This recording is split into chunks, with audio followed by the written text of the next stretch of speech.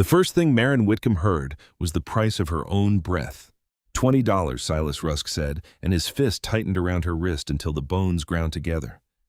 That clears what I owe, and she cooks better than most women twice her size. The saloon went quiet in a way that made the rain outside seem louder. It hammered the roof of the Oakhaven Crossing Saloon, ran down the warped window glass, and washed the street into a black soup of mud manure and spilled lamp oil. Somewhere near the stove, a mule skinner gave a low laugh. Cards stopped sliding across tables. Whiskey glasses paused halfway to mouths. Maren stood in the yellow light with her dress soaked to the knees and one cheek swollen purple beneath the skin. Her dark hair clung to her face in wet strands. She did not beg. She had learned that begging made some men meaner and others entertained. At the back of the room, Elias Crow sat with his shoulders to the wall and his eyes on the door. He had chosen the darkest corner because he had lived long enough to know that a man survived crowded rooms by seeing every hand before it moved. A tin plate of beans sat untouched before him. Beside it was a mug of coffee gone cold. He had come down from the Bitterroot High Country for flour, salt, coffee powder lead, and nothing more. By sunrise, he meant to be gone from Oakhaven Crossing and back among the pines where men's voices could not follow him. He had no business with trouble. Trouble, however, had walked in wearing a torn calico dress and the hollow eyes of a person who had already been buried while still breathing. Silas dragged Maren closer to the bar. He was a narrow-faced man with rain in his hair and panic shining through his drunkenness. His collar hung open. His hands shook not from cold but from debt. Elias knew the type. Frontier towns bred men like Silas in every saloon and gaming room from the Dakota camps to the Bitterroot diggings. Men who mistook luck for skill, cruelty for courage, and women for coin. The barkeep, Owen Spurlock, leaned over the bar with his thick arms planted wide. His apron was stained with beer grease and old tobacco spit. "I told you," Silas Spurlock said. "I don't run a woman market. You owe me $40. Pay it, or I take it out of your hide. She's worth more than 40. Silas snapped through desperation, cracked the words down the middle. "I got her contract fair. Denver paper. She belongs to me." Maren's mouth tightened, but she didn't lift her eyes. A prospector near the stove spat into a brass pot and grinned around half his teeth. "Ain't worth 40 with that bruise on her face." Another man laughed, then another. Elias kept his hands wrapped around the coffee mug. He had seen worse. That was what he told himself. He had seen men frozen upright in snowbanks, seen a boy shot over a mule, seen a camp hang a thief before breakfast, and gamble under the body by noon. The frontier had its own commandments, and the first was simple. Do not step into another man's trouble unless you are ready to carry it home. He had a cabin 20 miles up the mountain. He had a mare tied outside and a pack mule loaded with supplies. He had one cot, one stove, one table, and a winter's worth of silence waiting for him. Silence had never asked anything of him. Silence had never died in his hands. Silence had never looked at him with hope. 20 then, Silas said, jerking Maren forward so hard she stumbled. $20 and the tab is clear. A miner in a canvas coat pushed himself away from a table. He was heavy through the belly, red in the face, and mean with drink. His beard was clotted with crumbs and tobacco juice. "I got 20, he said. Maren went very still. The miner dug into his pocket and came up with a folded greenback. His eyes traveled over her like dirty hands before his fingers ever reached her. He stepped close, grinning. "Let's have a look at what I'm buying." He reached toward her bruised cheek. For the first time, Maren raised her head. She looked at him, not with fear, not with anger, not even with shame. It was emptier than that. It was the look of a trapped animal that had stopped pulling against the iron teeth. The look of someone waiting for the club because she no longer believed there was any other ending. Something old and buried shifted in Elias Crow. It was not heroism. He had no use for that word. Men who called themselves heroes usually got other people killed. It was not pity either, though. Pity was there, sharp as a thorn under his ribs. It was disgust. Disgust with Silas Rusk. Disgust with the miner. Disgust with the roomful of men who watched a soul wait against a bar tab and found the matter entertaining. Disgust with himself for still sitting. Elias set his coffee down. The bottom of the mug struck the table with a dull wooden sound. It should not have carried. The saloon was full of rain-breath stove crackle and the restless shift of boots. But somehow every man in the room seemed to hear it. Elias stood. He was 6'3" broad across the shoulders, Dressed in a buffalo hide coat darkened by weather and smoke, his beard was thick and black, streaked faintly with gray near the chin. A scar ran from his left temple into the beard, pale and jagged, as if the mountains themselves had once tried to split him open and failed. No one spoke as he crossed the room. Floorboards groaned beneath his boots. Men shifted aside without being told. Elias did not look at them. His eyes stayed on Silas. The miner lowered his hand from Marin's face and turned with a hard little smile that did not last long. "I saw her first," he said. Elias ignored him. He reached into the inner pocket of his coat and pulled out a crumpled $20 greenback. Then he added 3 silver coins. The money struck the bar with a sharp clatter. Silas stared at it. 20 pays for the woman." Elias said, his voice low from disuse. "The silver buys whatever courage you need to walk out of this town and never speak her name again." Silas blinked. His eyes flickered from the money to Elias's face, and then to the colt hanging low on Elias's hip. "She's yours," Silas muttered. Marin's shoulders flinched at the words. Elias saw it. The miner stepped closer. "Hold on now. I said I had 20. Elias turned his head slowly. The room tightened around them. Chairs stopped creaking. Somewhere a card slipped from a man's fingers and landed face up on the table. Elias did not touch his gun. He did not raise his voice. He only looked at the miner with the flat patience of deep winter, the kind that could wait out a man's last breath. $20 don't buy a woman," Elias said. "It only buys a man the chance to decide what kind of soul he's got left." The words seemed to settle over the bar like gunsmoke. The miner's mouth opened, then closed. He looked at Elias's scar, at his hands, at the way every other man in the room had decided to become suddenly interested in his own boots. "You ain't worth the trouble," the miner said, though his voice had lost its weight. "No," Elias said. "I reckon I'm not." The miner backed away. Silas snatched the money off the bar and shoved it into his pocket. He kept his eyes down, already edging toward the side door. Elias caught him by the sleeve before he could pass. Silas froze. "If I hear you sold paper on any other woman," Elias said softly, "I'll come find you." Silas swallowed. "I don't know what you mean. That is the last lie you tell me." For one hard second, Silas looked as if he might protest. Then whatever he saw in Elias's eyes drained the color from his face. He jerked free and hurried through the side door into the rain. Elias turned to Marin. She was staring at the floorboards where muddy water dripped from the hem of her dress. Her right hand circled her bruised wrist thumb, rubbing the red mark Silas had left there. She looked smaller now that no one held her, as though the grip had been the only thing keeping her upright. "Gather your things," Elias said. Her voice came so softly he almost missed it. "I don't have any." Something moved in his chest, not soft enough to be tenderness, and not clean enough to be anger. He nodded once, then "Come on." He turned and walked toward the swinging doors. He did not look back. Looking back would ask her to trust him, and he had no right to ask that yet. Outside, rain slashed sideways under the porch roof. The street was almost empty, the mud shining black beneath lantern light. Freight wagons hunched like dead beasts along the road. A dog nosed through refuse near the mercantile and ran when thunder rolled over the ridge. Elias stepped down into the mud. Behind him, the saloon doors creaked. Marin followed.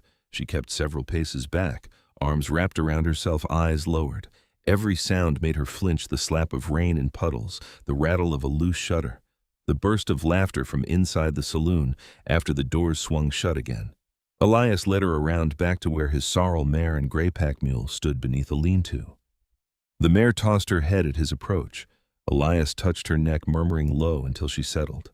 Marin stopped near this alley mouth. Elias untied a wool blanket from the mule's load and held it out. She stared at it the way a starving person might stare at food she feared was poisoned. "Take it," he said. Her hand came forward slowly. When her fingers brushed the blanket, she took it fast and pulled it to her chest. "I can walk wherever you're taking me," she said. Her voice was horse-edged with a Midwestern softness worn thin by hardship. "You'll ride," Elias said. "I said I can walk. You can walk in town. You can maybe walk a mile in that dress. You won't make 20 mountain miles in freezing rain." Her jaw tightened. There was pride there, buried but alive. "I'm not helpless. I didn't say you were. Then don't talk to me like I am." For a moment, Elias only looked at her. In the saloon, she had seemed almost dead. Now there was a spark, faint but real, glowing under ash. Good, he thought. Let there be something left to save. "I talk rough," he said. "Mountains don't take offense. I ain't a mountain." "No," Elias said. You ain't. The rain filled the silence between them. He stepped to the mare and checked the cinch. You ride till the trail turns bad. Then you walk where I tell you. You step where I step. You don't wander. You don't lag behind. You don't bolt into the trees thinking they're kinder than men. They're not. Not in this weather. Her eyes lifted to his for half a second. What happens when we get where you're taking me? The question came plain, but the fear beneath it was old and deep. Elias understood what she meant. He could have answered gently if gentleness had been a tool he knew how to use. Instead, he tightened the saddle strap and kept his voice steady. You'll get warm. She waited. That's all she asked. That's all for tonight. She did not believe him. He could see it in the way her fingers clenched the blanket. Belief was a luxury the world had beaten out of her. Elias put one boot in the stirrup, then stopped himself. He had nearly mounted from habit. Instead, he turned, offered both hands low and open, and waited. Marin stared at his hands. The alley smelled of wet wood, horse sweat, and rot. Rain drummed on the lean-to roof. From the saloon came the muffled roar of men returning to their drink now that the entertainment had passed. Slowly, Marin stepped closer. When Elias lifted her onto the saddle, she went stiff as fence wire. He felt how light she was, too light. Her shoulder blades pressed sharp beneath the wet dress. She settled onto the mare, clutching the horn as though the animal might vanish beneath her. Elias handed her the blanket. Then he took the mule's lead and began walking. They left Oakhaven Crossing by the North Road, past the last lantern, past the last false promise of town. Behind them, the saloon shrank into rain and yellow smoke. Ahead, the Bitterroot Mountains rose black and ragged against the storm, their pine-covered slopes swallowed by low clouds. Marin did not speak. Elias preferred silence, yet this silence troubled him. It was not the clean silence of snowfields or timberline dawn. It was a silence with bruises in it, a silence that expected payment. The road climbed almost at once. Mud sucked at Elias's boots. The mare slipped twice before finding firmer ground. The mule snorted and shook rain from its ears. Wind came down from the high passes cold enough to cut through wool. Elias glanced back. Marin sat rigid in the saddle, the blanket around her shoulders, rain running from her hair onto her pale face. She looked toward the mountains, not with wonder, but with the resigned dread of someone being carried from one unknown danger to another. Elias faced forward again. He had meant to leave town with salt flour and silence. Instead, he had bought himself trouble with frightened eyes and no belongings. The trail narrowed beyond the last wagon rut, climbing into dark timber, where the pines leaned close and the creek roared somewhere below, swollen with stormwater. The rain began to harden into sleet. Tiny beads of ice struck Elias's beard and clung there. Night gathered early under the trees. He knew the path well enough to walk it blind, but the woman behind him didn't know the mountains, the cold, or him. Before dawn, the trail would turn steep. Before noon, the storm could bury their tracks. Before they reached his cabin, she would have to decide whether to fear him more than the wilderness. Elias pulled his coat tighter and kept walking. Behind him, the mare's hooves struck stone. Ahead, the mountain swallowed the road. By the time Oakhaven Crossing disappeared behind the black wall of pines, the rain had turned mean. It no longer fell straight. It came sideways through the timber, driven by a wind that seemed to have teeth. It struck Marin Whitcomb's face in needles of ice and slid beneath the wool blanket Elias had given her, finding every thin place in her dress, every seam, every bruise. The mare beneath her kept her head low and ears pinned, climbing because Elias asked it of her, not because any living creature wanted to be on that trail. Elias walked ahead, one hand on the mare's bridle, the other holding the pack mule's lead. His boots found the road even where the road had turned to mud and broken stone. He moved as if the mountain had made him and merely lent him human shape. Marin watched his back. She watched the heavy buffalo hide coat darkening under the sleet. She watched the rifle scabbard bump against his shoulder. She watched the old scar near his jaw when he turned his head to judge the trail. Every part of him looked dangerous. Every part of him looked like a man who could break another man without breathing hard. And yet he had not touched her except to lift her onto the horse. That did not comfort her as much as it should have. Men could be patient when they wanted something. The trail climbed hard after the last wagon rut vanished. Pines leaned over them, black and wet, their branches sagging beneath ice. The creek below was only a sound now, a constant white roar beneath the slope. Once the mare slipped and Marin gripped the saddle horn so tightly pain shot through her fingers. Elias stopped at once. Lean forward when she climbs, he said without looking back. If she slips, don't pull her head. Let her find her feet. Maren said nothing. Her teeth chattered so hard she was afraid he would hear. He did hear. After another half-mile, he halted beneath a cluster of cedar and turned. His eyes moved over her face, the blanket, the thin dress beneath it, the way her shoulders shook even though she fought to hold still. You're freezing. I'm fine. No, you ain't. I said I'm fine. He studied her for a moment, not angry, not amused, just measuring the truth of her against the weather. Then he turned back to the trail. Fine gets people buried up here. The words settled cold in her stomach. They climbed until the rain became sleet, and the sleet hardened into snow that struck the ground and stayed. The mud froze in ridges. Rocks turned slick beneath the animals. Elias slowed, testing every step before placing his full weight down. At a narrow bend above the creek, the mare's rear hoof slid sideways. Maren gasped and pitched forward, one hand losing the horn. Her fingers tangled in the horse's mane. For a terrible moment she saw only the pale rush of water far below and the black stones waiting inside it. Elias caught the bridle and steadied the mare with a sharp word. Enough, he said. Get down.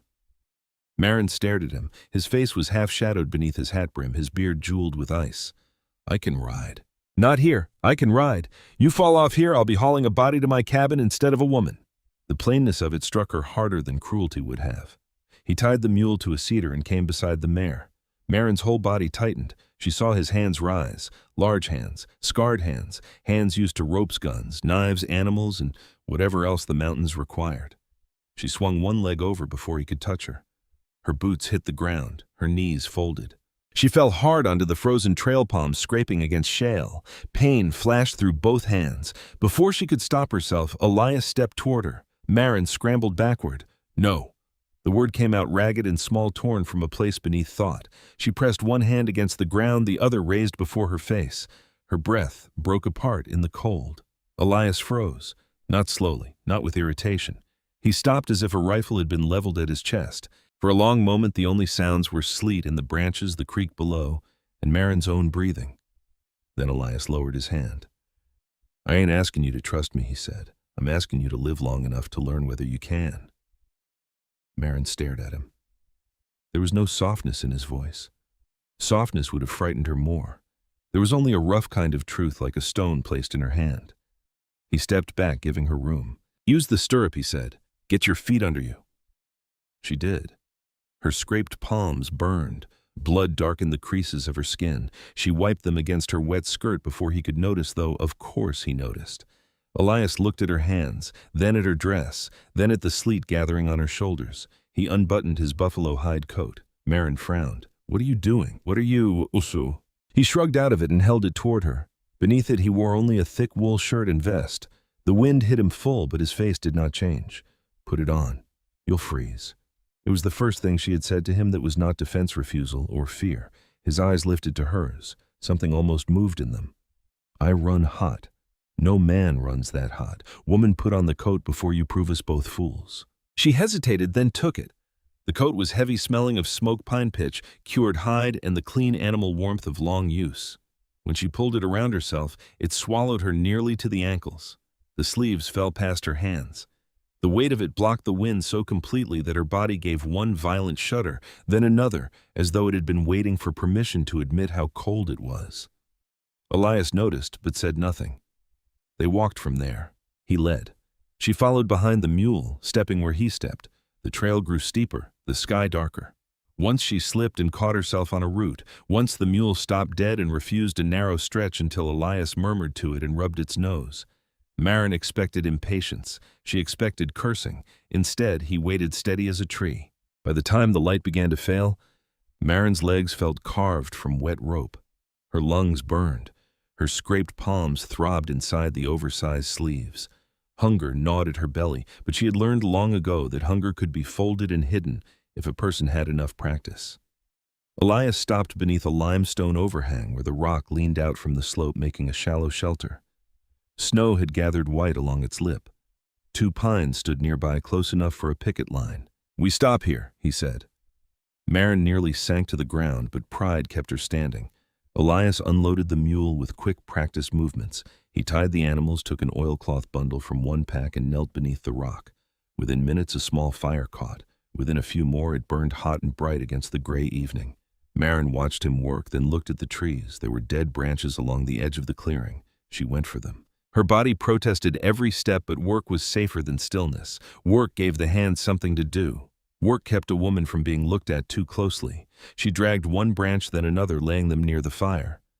"That's enough," Elias said. She brought one more.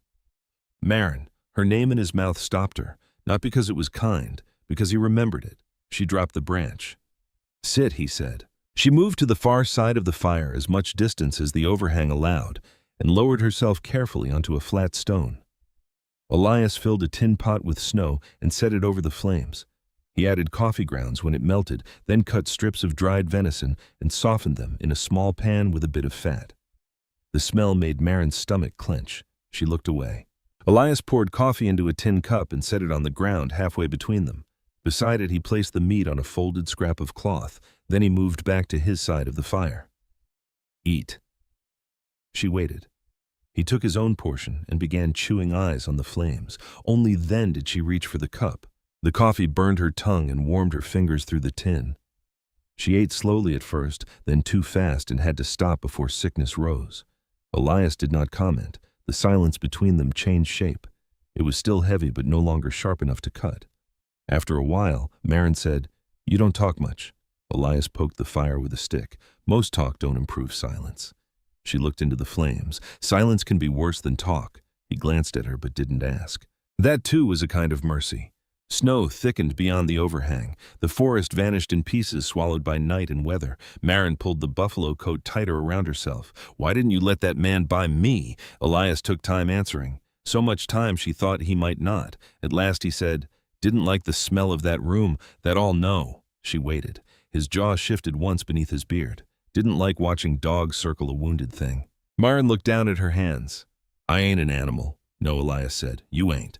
The words were the same as before, but quieter now. They settled into her chest where warmth from the coffee had begun to spread. They slept little. Elias stayed near the edge of the overhang, rifle across his knees, while Maren dozed and woke each time, surprised to find him still there and still turned away. Dawn came pale and iron cold. They broke camp without speaking. The storm had passed enough to show the high ridges white and jagged against a hard blue sky. The trail climbed above the timber for a time, then dipped toward a sheltered creek crossing where smoke rose from a low lodge built near the water. A woman stood outside it, wrapped in a dark wool blanket, her gray hair braided over one shoulder. Elias raised one hand. The woman watched them approach with sharp, steady eyes. "Nita," Elias said. "Crow," she answered. Her gaze moved to Maren, then to the bruise on her face, then to the way she stood inside Elias's oversized coat. "Nita." Many horses did not ask what had happened. That alone made Maren want to cry. Inside the lodge, warmth smelled of cedar, dried sage, and roots. Nita gave Maren willow bark for pain and yarrow wrapped in cloth for her hands. Her fingers were gentle but not pitying. "Fear stays in the body," Nita said softly. "Long after the danger walks away." Maren swallowed. "Sometimes danger walks back." Nita's eyes lifted to Elias. "Then the door must be watched," she said. "But a watched door is not the same as a healed heart." Elias said nothing. Nita gave him a look that seemed to pass through hide, wool, bone, and all the walls he had built inside himself. "A wounded person needs warmth," she told him. "Space, food, choice. Not just a man standing guard with a gun." Elias's mouth tightened. "I know how to keep a body alive. That is not all she is." Maren looked away, embarrassed by how deeply the words entered her. They left before noon, carrying Nita's herbs in a silence that was different from the one they had brought. Elias did not speak of what Nita had said, but he walked a little farther ahead than before, giving Maren room on the trail without leaving her behind. By mid-afternoon, they reached his cabin. It sat in a protected hollow beneath a ridge of black pine and snow-covered stone. Smoke curled from the chimney where banked coals still held life. The cabin was small, square, and strong-built from lodgepole pine darkened by years of weather. It looked less like a home than a place where winter had been denied entry by stubborn hands. Inside, warmth wrapped around Maren so suddenly she nearly staggered. There was one room, One iron stove, one table, one chair, one cot piled with bear pelts, traps hung from the rafters beside dried herbs. A coffee pot sat near the stove. Everything was clean. Everything had a place. Everything belonged to one man. Elias shut the door against the cold. Take the coat off before you sweat and chill. Marin obeyed, folding the heavy buffalo hide over her arms. Without it, she felt exposed again. Elias pointed to the cot. You sleep there. She looked at the bed, then at him. Where do you sleep, Flor? Her stomach turned. No. His brows drew together. No. You paid $20. Her voice sounded distant to her own ears. You get the bed. I said you take it. The room tightened. The stove popped. Marin's hands went numb. She understood then. He was pretending, or perhaps only delaying. Men like to make themselves feel decent before taking what they had purchased. Maybe he wanted gratitude first. Maybe fear. Maybe both. Her fingers rose to the top button of her dress. I know how this works, she whispered. You don't have to dress it up. Elias went still. Marin could not look at him. She undid one button, then another. Stop. The words struck the room like a split log. She froze, eyes closing, body braced. Elias drew a long breath. When he spoke again, his voice had changed. It was lower force, steady over something burning beneath it. Sit down, Marin. She sat in the chair because her legs would no longer hold her. Elias dragged a wooden crate from the wall and sat across from her, keeping distance between them. He leaned forward, elbows on knees, hands open where she could see them. I didn't buy a wife, he said. I didn't buy a servant, and I sure as hell didn't buy a body. Marin stared at him, searching for the trick. I bought my peace of mind because I couldn't stomach leaving you in that room. That's the whole of it. What do you want me to do? Nothing. No one wants nothing. You stay here till the spring thaw. You eat, you sleep, you heal. When the pass clears, I'll take you to Bozeman and put you on a train east if that's what you want. Her throat closed. Safe was too large a word, too dangerous, too easy to lose. Elias leaned back. Nobody touches you here, especially not me. That broke something in her, not loudly, not all at once. A single tear slipped down the bruised side of her face and she wiped it away as if ashamed of it. I can't just heal, she said. Elias waited. With shaking hands, Marin reached into the hidden pocket of her dress and pulled out a small bundle wrapped in faded blue cloth. She laid it on the table as carefully as if it were alive. When she unfolded the cloth, a little wooden horse appeared, crude and worn smooth by a child's hands. One leg was broken off. Elias looked at the toy, and the room seemed to grow colder despite the stove. My boy, Marin whispered. Toby. He's 5. Elias did not move. Silas didn't only sell me. In Red Gulch, he lost bad at faro. He traded my son to a blacksmith named Gideon Pike to settle a debt. Her voice held until the last word. Then it cracked. I ain't asking for my freedom. I ain't asking for comfort. I'll cook men, chop wood, whatever you say, but help me get my boy back. She pushed the broken horse toward him. Please. Elias stared at it. For years, his cabin had kept the world out. Now the world sat at his table in the shape of a broken toy. He picked it up gently as though the missing leg might hurt. Outside, wind moved over the roof. Inside, Marin held her breath. Elias closed his hand around the little horse. We leave at first light, he said. Morning came without mercy. The cold had settled hard over Elias Crow's cabin during the night, turning the window frost white and thick as bone. Beyond the glass, the Bitterroot ridges lay under a pale gray sky, silent and watchful. Snow clung to the pines. The creek below the hollow muttered beneath a lid of ice. Nothing moved except the smoke lifting from the chimney and the slow breath of the mare waiting beside the woodpile. Inside, Elias packed for trouble. He didn't pack the way a trapper packed for trade.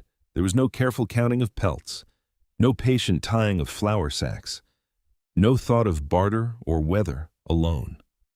He laid cartridges in a leather pouch, checked the cylinder of his Colt, wrapped dried venison and hardtack in cloth, filled a small tin with coffee and coiled a length of rope tight enough to fit beneath the mule's lashings. His Winchester leaned against the table, cleaned and oiled before dawn. Marin Whitcomb sat near the stove with the broken wooden horse in both hands. She had not slept. Elias knew it without asking. Her eyes had the dry brightness of a person who had traveled all night inside her own fear. The bruise on her cheek had darkened, but there was something different beneath it now. In Oak Haven Crossing, she had looked hollowed out. On the mountain trail, she had looked half frozen and half afraid. Now, she looked sharpened. Fear remained in her. It trembled in the way her thumb rubbed the toy horse's missing leg. But beneath the fear was a mother's purpose, hard and burning. Elias buckled his gun belt. "You eat?" he asked. Marin looked at the plate of beans he had set beside her and shook her head.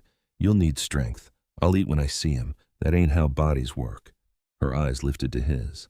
"That's how mothers work." There was nothing in Elias's life that had taught him how to answer that. So he wrapped the plate in cloth and tucked it into the pack.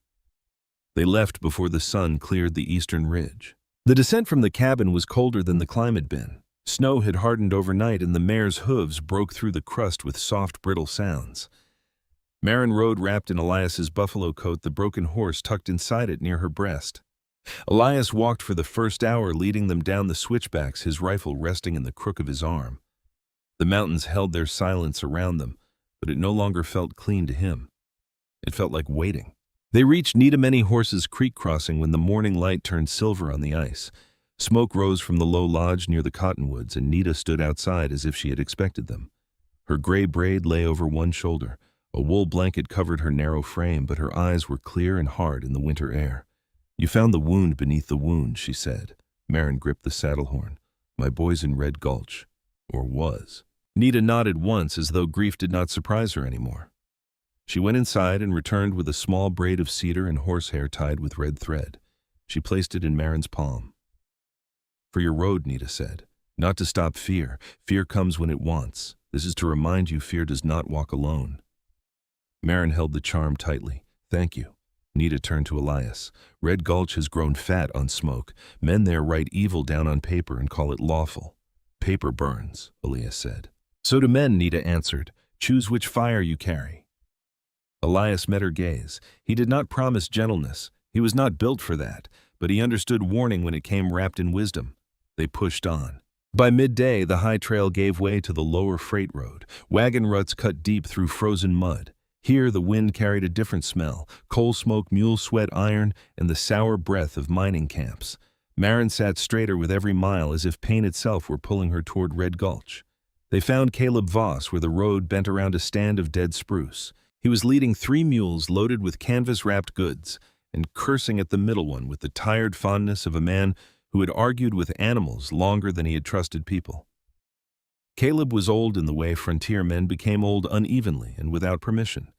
One leg dragged slightly from an old injury. His beard was yellowed with tobacco. A faded army coat hung from his shoulders, patched at both elbows. One eye was clouded pale, but the other missed nothing. He saw Elias and stopped. "Well," Caleb said, "if the mountain itself ain't come walking down angry." "Caleb." The old packer looked at Marin, then at the coat around her, then at the bruise, then at the little shape hidden under her hand. His voice changed. "Who are we hunting?" Marin answered before Elias could. "My son, Toby Whitcomb, 5 years old. Silas Rusk traded him to a blacksmith in Red Gulch." Caleb spat into the snow. Silas Rusk ought to have been drowned at birth. "You know the blacksmith?" Elias asked. "Gideon Pike, unless there's another devil swinging a hammer down there. Big man, bigger debts, repairs ore wagons, shoes mine mules, buys paper off gamblers when the law looks the other way." Marin leaned forward. "Would he keep a child?" Caleb's jaw tightened. "Not if there was coin in selling him." The words struck her visibly. Her hand clamped over the wooden horse. Elias stepped closer. "Where are we?" Caleb looked toward the southern ridge where a brown smear of smoke stained the sky. "Silver Crown Breaker. Barton Creed runs it for the company. They use boys for shoot work. Small hands fit where grown men's don't." Marin made a sound that was not quite a cry. Elias had heard of breaker shoots. Men lost fingers in them. Men lost arms. Sometimes the gears took more before anyone could stop the belt. A 5-year-old child had no business within 100 yards of such machinery. Caleb studied Elias's face and seemed to read what had settled there. "If you're going into Red Gulch, you'll want more than anger. I got enough." "No," Caleb said. "You got plenty of anger. That ain't the same thing." Elias did not argue. Caleb tied his mules to a stump and pulled an old revolver from his saddlebag, checking the load with slow care. "I know the back alleys. I know Pike's Forge. I know when men lie because they're scared and when they lie because they're mean. I'll ride with you as far as the truth needs dragging." Marin looked at him. "Why?" Caleb shrugged, but his face had gone grim. "Had a daughter once. Didn't get there in time. Sometimes the Lord lets a man be late once so he ain't late twice. No one spoke after that for a while. They reached Red Gulch in the dirty light of afternoon. It was not like Oakhaven crossing. Oakhaven was rotten from idleness and drink. Red Gulch was rotten from work. The town coughed and hammered and smoked. Ore wagons groaned under gray loads. Mule teams slipped in frozen muck. Men with blackened faces moved like shadows between company buildings and saloon doors. Children carried coal buckets with both hands, their heads bent against the ash drifting through the street. Marin stared at every small boy they passed. None of them was Toby. Caleb led them around the freight yard to a sprawling forge built of rough timber and black brick. The sound of iron on iron rang out beneath the awning. Sparks flew bright in the dim air. Gideon Pike stood at the anvil bare-armed despite the cold, his skin slick with sweat and soot.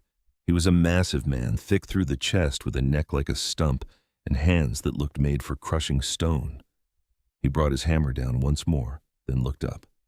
His eyes found Marin. A slow smile bent his mouth. "Well now," he said, "Silas said he sold you to some mountain brute. Didn't figure you'd come trotting back."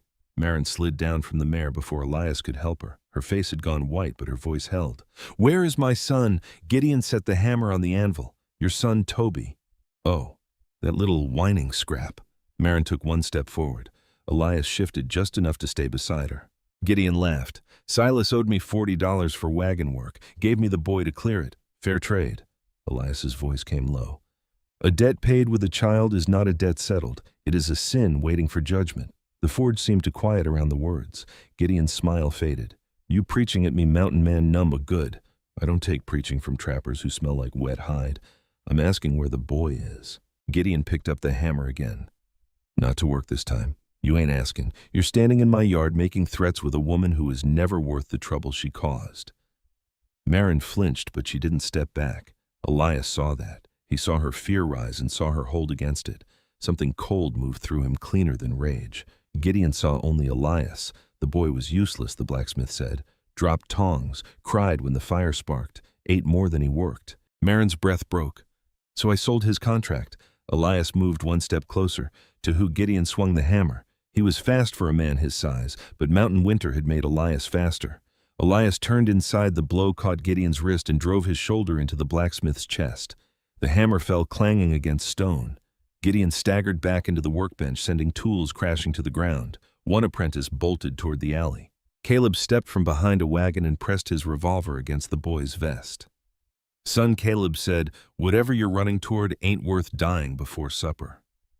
The apprentice froze. Gideon roared and lunged. Elias caught him by the throat and drove him backward until his shoulders struck the brick beside the coal fire. Heat rolled over them. Sparks snapped against Elias's sleeve. Gideon clawed at his wrist, eyes wide now, strength useless against the quiet violence holding him upright. Where Elias asked, Gideon choked. Elias pushed him closer to the fire. The hair near Gideon's ear began to curl. Silver crown. Gideon gasped. Barton Creed, breaker shed above town. Marin's hand flew to her mouth. "What work?" Elias asked. Gideon swallowed hard. "Shoots, slate picking, whatever they use small ones for." The forge fire hissed. Elias leaned close enough that only Gideon could hear the full weight of him. "If that boy is missing one finger, I come back. If he is buried, I come back. And if I come back, there won't be enough of you left to shoe a mule." He released him. Gideon slid down the bricks, coughing, one hand at his throat. Caleb lowered his revolver but kept his eyes on the apprentices. "Evening shifts start soon," he said. "That's when the chutes jam worst." Marin looked toward the ridge above town. Through the smoke, a structure stood against the mountain, all timber iron and black breath. Even from the forge yard, the grinding of its machinery could be heard, a deep and steady chewing sound. The Silver Crown breaker. Marin pulled the broken horse from inside the coat and held it so tightly the little carved body vanished in her fist. Elias mounted the mare in one hard motion, then reached down for her. This time she took his hand without flinching. Caleb untied his mule and limped toward the road. "If we're going, we go now." Elias looked up at the smoke-black ridge. "We ain't going to ask for him," he said. Marin climbed behind him, her arms locking around his waist, fear and hope shaking through her both. Elias turned the mare toward the sound of iron teeth eating stone. "We're going to take him back." The Silver Crown breaker did not sit on the mountain so much as bite into it. It rose above Red Gulch in tiers of black timber and iron braces, its smokestacks coughing soot into the winter sky. Ore carts rattled along narrow trestles like chains dragged over bone. Steam screamed from pipes. Wheels turned. Belts shuddered. Somewhere inside the building, rock was being crushed with a steady, merciless thunder that Elias Crow felt in his teeth before he reached the yard. Marin's arms tightened around his waist. He could feel her trembling, not from cold now, from the sight of that place, from the thought of her boy inside it. Caleb Voss rode slightly behind them on his mule, his old revolver tucked beneath his coat and his good eye fixed on the yard. "Main shed ahead," he said over the racket. "Office to the right. Bunk shed down slope. If Creed's running true to habit, he'll have 2 guards by the door and 1 overseer inside with a crop." Elias said nothing. The mare kept climbing the access road hooves, striking frozen mud and crushed slag. Men turned as they passed. Some held shovels, some drove mule teams, some stood black-faced beneath the loading chutes watching the mountain man ride straight up the company road with a woman behind him and death sitting quiet in his shoulders. Marin leaned close. "I need to go in. You will, now, when I clear the door. My boy is in there, I know. You don't know what that means." Elias stopped the mare. For one moment he did not look at the breaker or the guards or the smoke. He turned enough to see her face. Her eyes were wide and bright, fixed on the shed as if she could pull Toby through its walls by wanting hard enough. "If you run blind," he said, "you may get yourself shot before he hears your voice. Then he loses you twice." The words struck her hard. He saw it. He hated saying them. But truth was the only mercy he could offer, fast enough. Marin swallowed. Her fingers dug into his coat. "Then, clear the door," she whispered. Elias nudged the mare forward. A man stepped from the office before they reached the shed. He wore a dark wool coat, clean gloves, and a bowler hat with a curled brim untouched by soot. His mustache was trimmed sharp. Even in that filthy yard he looked brushed and polished like a banker who had wandered into hell and found it profitable. Behind him stood 2 guards with shotguns. Caleb muttered, "Barton, Creed." Creed lifted one gloved hand. "That's far enough." Elias dismounted.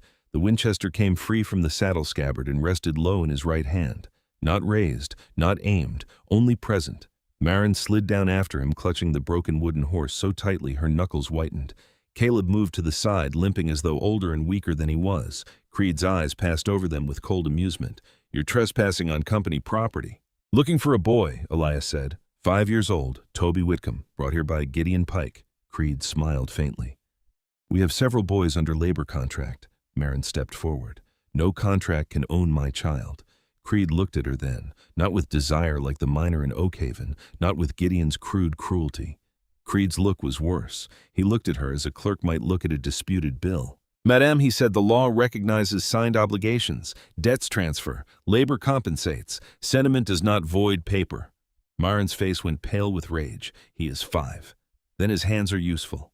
The yard seemed to fall away from Elias. The smoke, the shouting, the grind of belts, all of it narrowed to Creed's clean gloves and the words that had come out of his mouth. Elias looked past him toward the breaker shed where the machinery roared without pause. "Some places are built so men can pretend they do not hear children crying." Creed's smile thinned. "Poetry won't help you here." "No," Elias said, "but a rifle might." The guards shifted. Elias looked at them one after the other. They were younger than he expected. Hired boys with cold-reddened ears and fear already moving behind their eyes.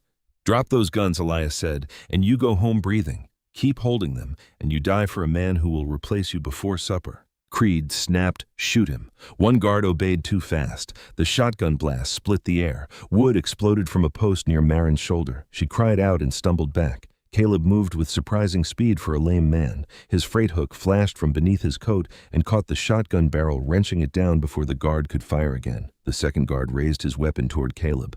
Elias struck him with the brass butt of the Winchester. The blow landed under the jaw with a crack that cut through even the machinery. The guard dropped boneless into the mud. The first guard fought Caleb for the gun. Caleb drove his knee into the boy's thigh, twisted the barrel free, and shoved him face first against a wagon wheel. "Stay down," Caleb barked. "You ain't paid enough to be brave." Creed turned for the office. Elias caught him by the back of his coat and slammed him against the wall beside the door. Creed's hat fell into the mud. His polished face finally changed. "The key," Elias said. Creed coughed. "You'll hang." "The key." Creed's eyes flicked toward his vest pocket. Elias took the ring himself and tossed it to Marin. Inside. She didn't wait. She ran. The door to the breaker shed opened into a world made of dust, thunder, and fear. Marin vanished through it, with Elias behind her and Caleb limping after dragging the disarmed guard's shotgun in one hand. Inside, the air was black. Pulverized ore hung so thick it turned the lantern light brown. Men shoveled rock onto moving belts. Iron gears turned above and below, teeth catching wheels, shaking chains clanking. The whole building trembled with the violence of stone being broken smaller and smaller. Then Marin saw the children.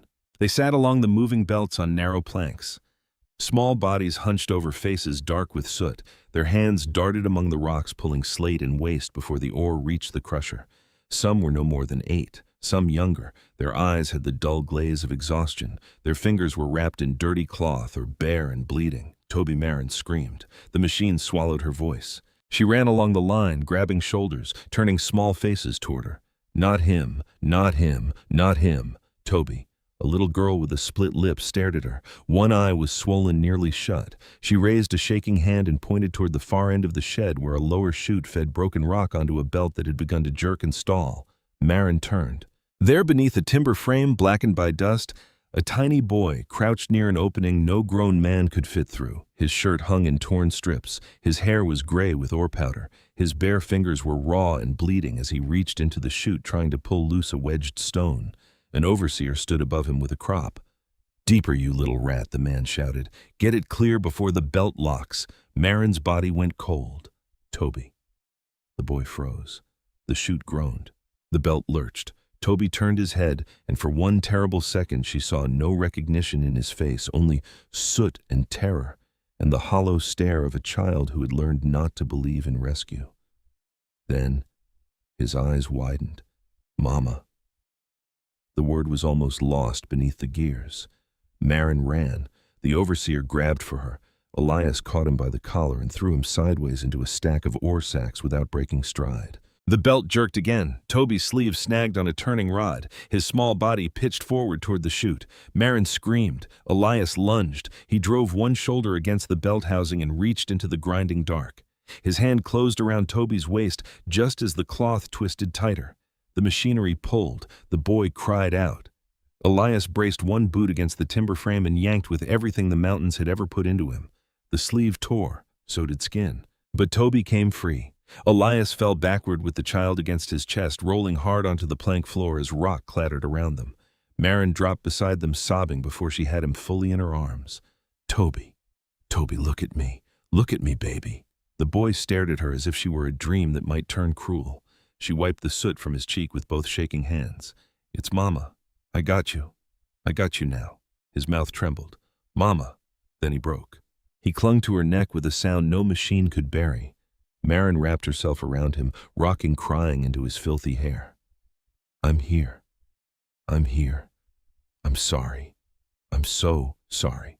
Around them, work stopped. Men stood with shovels lowered. Children stared from the belts. The whole breaker seemed to hold its breath while the gears kept turning because no machine had enough mercy to stop on its own. The overseer rose from the ore sacks, blood at his mouth and fury in his eyes. He reached for the crop he had dropped. Caleb put the shotgun barrel under his chin. "Pick it up," Caleb said, "and I'll feed you both barrels of company property." The overseer froze. Creed appeared in the doorway, one hand pressed to his side, face streaked with mud. "Those children are contracted labor," he shouted. "You have no right." Elias stood slowly. Dust covered him. Blood ran from a scrape along his cheek. His eyes went to the office door visible through the shed entrance. "Caleb," he said, "watch them." He walked out without waiting for an answer. Creed backed away as Elias entered the office. It was small, warm, and disgustingly neat. A stove glowed in one corner. Ledgers sat stacked on a desk. Ink bottles, contracts, names, ages, debts, marks made by men who had sold what did not belong to them. Elias opened the largest book. Toby Whitcomb's name was there, written in a clerk's narrow hand beside Gideon Pike's, and a debt amount of $2. $2. Elias stared at it until the letters blurred with something hotter than anger. Creed stood in the doorway. "Destroy that and you destroy legal company record." Elias tore the page out, then another. Then he lifted the whole ledger and crossed to the stove. Creed shouted and lunged. Elias drove an elbow into his chest and sent him crashing into the desk. Then he opened the stove door and threw the ledger into the coals. The pages curled first, then blackened, then burned. The fire took the names, the false debts, the inked lies. Smoke rose sharp and bitter. When Elias stepped back into the shed, Maren had Toby wrapped in the buffalo coat. The boy's face was hidden against her shoulder. Caleb had gathered 4 other children near the door, including the little girl with the split lip. A few minors stood aside. One old man removed his cap, staring at the floor as if shame had finally found him. More company men would come. Elias knew it. Creed would scream law all the way to Helena if he lived long enough. Gideon Pike would remember the fire at his ear. Silas Rusk would run until whiskey or winter caught him. But Toby was breathing. That was enough for now. Elias took the mare's reins outside and helped Maren mount with the boy held between them. Caleb lifted the little girl onto his mule and looked at the other children. "Any of you got kin down in town?" he asked. 2 nodded. One began to cry. A minor stepped forward, voice rough. "I know where their people stay." Caleb pointed the shotgun at him. "Then you best remember you got a soul and use it proper." The man nodded. They rode down from the Silver Crown with smoke behind them and the grinding of the breaker fading into the ridge. Toby slept against Maren's chest before they reached the lower road. One bleeding hand curled around the broken wooden horse she had pressed into his fingers. Maren kept her cheek against his hair. Elias looked back once. The breaker still stood. The stacks still smoked. The mountain still bore the wound. But something inside it had burned. He turned toward the high road, toward the cabin, toward winter, and whatever healing could be carved from silence, firewood, and time. For the first time in years, the thought of returning home did not feel like returning alone. Winter took the cabin in both hands and held it there. Snow came down the first 3 days after they returned from Red Gulch. Soft, at first, then hard and steady, filling the creek banks, covering the mule tracks, burying the ugly road back toward the valley, until it seemed no such place as the Silver Crown breaker had ever existed. The mountains folded around Elias Crow's little cabin with a silence so deep it made the stove's crackle sound like a living thing. But the mine had followed them home. It lived in Toby Whitcomb's sleep. The boy woke screaming before dawn, kicking at blankets, his small hands clawing the air as if iron teeth still had hold of him. Maren would be out of the cot before Elias could rise from the floor, gathering the child to her chest, rocking him, whispering into his hair. "You're here. You're here with me. Mama's got you." Sometimes Toby knew her right away. Sometimes he fought her for a breath or two, his eyes open, but seeing soot belts shoots men with crops. Then the cabin would come back to him in pieces. The stove glow, the rafters, the smell of pine, his mother's voice, and his sobs would sink into hiccups against her shoulder. Elias never spoke during those moments. He only added wood to the stove. It was the only comfort he knew how to give without crowding what was already broken. He kept the cabin warm enough that frost no longer formed inside the window glass. He rose before daylight to chop wood, haul water, check the snares, feed the mare and mule, and set coffee on before Maren stirred. He left food where Toby could reach it without asking, and when the boy hid strips of dried venison beneath the bear pelt, Elias pretended not to see. A child who had gone hungry needed to believe food could stay. Maren noticed. She noticed everything now, not with the frightened sharpness she had carried on the mountain trail, but with the watchfulness of a woman relearning the shape of safety. She moved carefully through the cabin at first, as if every board might accuse her of taking too much room. Then, slowly, the place began accepting her hands. She scrubbed the table until its grain showed pale beneath years of smoke. She mended Elias's torn shirts with neat small stitches. She washed Toby's hair in a basin by the stove, black water running off him again and again until the child beneath the coal dust appeared, thin, bruised, but alive. She hung herbs from the rafters beside Elias's traps. She turned flour, salt, and lard into biscuits that filled the cabin with a smell so warm Elias had to step outside the first morning she made them. It was not hunger that drove him out. It was memory, though he did not know of what. Maybe of a home he had never had. Maybe of one he had lost so long ago the details had weathered away, leaving only the ache. Need a many horses came when the lower trail hardened enough to bear her pony. She entered the cabin without fuss, carrying a pouch of roots, willow bark, and clean cloth. Toby hid behind Maren's skirt at the sight of her peering out with wide eyes. Nita knelt on the floor instead of asking him to come higher. "I have seen rabbits braver than grown men," she told him. "They shake and live anyway." Toby studied her. "Do rabbits cry?" he asked. "When hawks miss them," Nita said. After that, he let her see his hand. His fingers were swollen where the chute had scraped them, the nails cracked and dark. Nita washed them in warm water steeped with herbs and wrapped them carefully. Toby cried, but he didn't pull away. Maren cried too silently, turning her face toward the stove so he would not see. Nita saw anyway. Fear leaves slow, she said, tying the last strip of cloth around Toby's smallest finger. Like winter, leaving shaded ground. You cannot command it gone. You make warmth, and you wait. Elias stood by the door, arms folded, watching snow move across the pines. Nita looked at him. And you crow. Do not mistake quiet for peace. I don't. You do. Marin glanced between them, but Elias only opened the door for Nita when she rose to leave. Outside, the healer paused beside him. A home is not made because walls stand, she said. It is made when those inside stop listening for harm. Then she rode away through the falling snow. Elias stood in the doorway long after she vanished. The weeks passed in small measures. Toby stopped waking every night and began waking every other. He stopped hiding all his food and hid only some. He would not go near the mule at first, but he liked the mare, a patient sorrel with soft eyes and a habit of breathing warm air into his hair. Elias showed him how to hold out oats on a flat palm. Fingers together, Elias said, else she'll mistake one for grain. Toby snatched his hand back. She bite. Not if you mind yourself. The boy looked doubtful. Elias poured oats into his own palm and let the mare take them. Her lips brushed his skin. See, Toby tried. His whole body stiffened when the mare's muzzle touched him, but then his face changed, not into a smile, not yet, into surprise that something large could be gentle. After that he followed Elias at a distance. When Elias checked rabbit snares, Toby trailed 20 feet behind. When Elias split kindling, Toby watched from the porch. When Elias sharpened his knife, Toby sat under the table and listened to the stone whisper along the blade. One afternoon, Elias found the broken wooden horse on the table. Toby had left it there after falling asleep beside Marin. The little toy's missing leg made it sit crooked, nose tilted toward the boards. Elias picked it up, turning it over in his rough fingers. It was poor carving, done by someone who had loved the child more than he knew would. The back was uneven. One ear was too large. The tail was only a notch, but the body had been worn smooth by small hands. Elias waited until the cabin slept. Then he took a sliver of pine, his knife, in the quiet near the stove.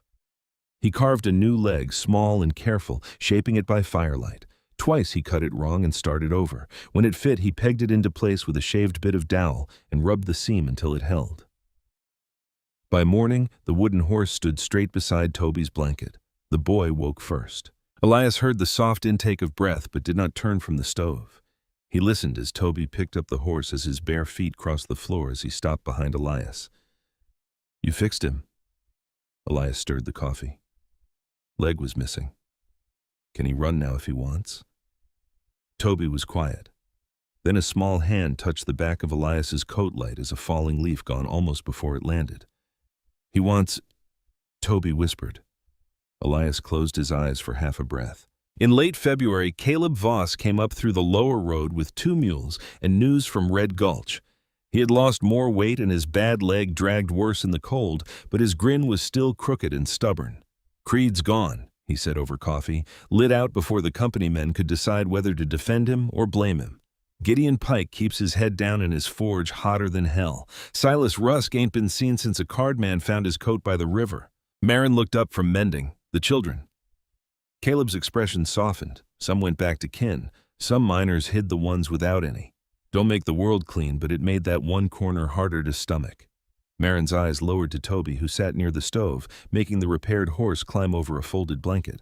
Elias said nothing, but something in his chest eased by a narrow inch. Spring came late then, all at once. The snow sank into itself. The creek behind the cabin broke open with a roar, brown and white and wild with meltwater. Water dripped from the eaves. Mud appeared beneath the woodpile. The pines shook loose their burden. In the meadow below the cabin, purple lupine pushed up through flattened grass followed by yellow balsam root bright as small pieces of sun. Toby ran for the first time on a morning that smelled of wet earth. He chased a blue jay from the porch to the edge of the meadow, tripped over a root rolled, and came up laughing with mud on his knees. Marin stood in the doorway with one hand pressed to her mouth. Elias sat on the chopping block, whetstone in hand, and watched the boy laugh like a man watching rain fall on a burned field. The high road cleared 2 days later. Elias saw the first mail coach crawling along the lower pass, far off and dark against the pale road. He watched it until it vanished behind the timber. Then he went to the shed and began packing the mule. Flour, coffee, blankets, dried meat, a pouch of coins wrapped in oilcloth, enough to get Marin and Toby to Bozeman, enough for train fare east, enough to start somewhere clean, somewhere that did not know the names Silas Rusk or Silver Crown. He tied the last strap before Marin came out. She looked at the mule, then at him.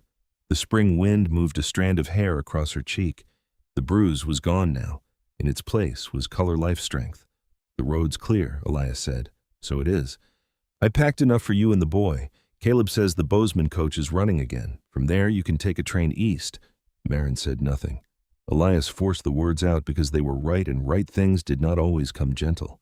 "You can start fresh. Somewhere with schools, churches, women to talk with, a town that ain't built on smoke and bad paper. Is that what you want?" He looked toward Toby, who was in the meadow making the wooden horse jump over stones. "What I want don't matter. It matters to me." His jaw tightened. "I told you I'd get you free when the pass cleared. You did. I meant it. I know." She stepped closer and reached into her apron pocket. When her hand came out, the repaired wooden horse lay across her palm. She placed it in his hand. "The night I asked you to help me," she said, "I told you I'd work my hands to the bone for you if you brought Toby back." Elias shook his head. "No. Elias, no. I didn't haul you out of one man's debt to make you live under mine. You don't owe me your life." "I know." The quiet certainty in her voice made him look at her. Marin came close enough that he could see the gold-brown flecks in her eyes. Then slowly, so he could refuse if he wished, she raised one hand and touched the scar along his cheek. It was the first time she had touched him, without fear. "I'm not staying because I owe you," she said. "I'm staying because I finally know what safety feels like." The words went through him with more force than any bullet ever had. Marin's hand trembled against his face, but she did not pull away. "Toby sleeps here. He laughs here. I wake in the night and don't hear cards slapping on a table or men arguing over what I'm worth. I hear the creak. I hear the stove. I hear you chopping wood before dawn like the whole world depends on that fire staying lit." Elias could not speak. "You never once used your strength to take from me," she whispered. "You used it to stand between us and harm. That is the only kind of strength I trust." From the meadow, Toby called Mama. Marin turned. The boy stood with the wooden horse in both hands, suddenly worried by the packed mule. "Are we going away?" Marin looked back at Elias. In that silence, he felt every year he had spent alone, every winter, every empty meal. Every night he had told himself peace and loneliness were the same thing. They were not. Marin took Toby's hand when he reached the porch. She looked at the cabin, at the smoke lifting from the chimney, at the man who had bought her freedom with $20, and then offered it back to her whole. "No, baby," she said softly. "We are home." Toby leaned against her side, relieved. Elias looked down at the repaired horse in his hand, a broken thing standing straight, not new, not untouched, but whole enough to carry a child's hope. He covered Marin's hand with his own where it still rested near his cheek. The mountains shone in thawing light. The creek roared below. Somewhere in the pines, a jay cried sharp and bright. For the first time in 20 years, Elias Crow smiled.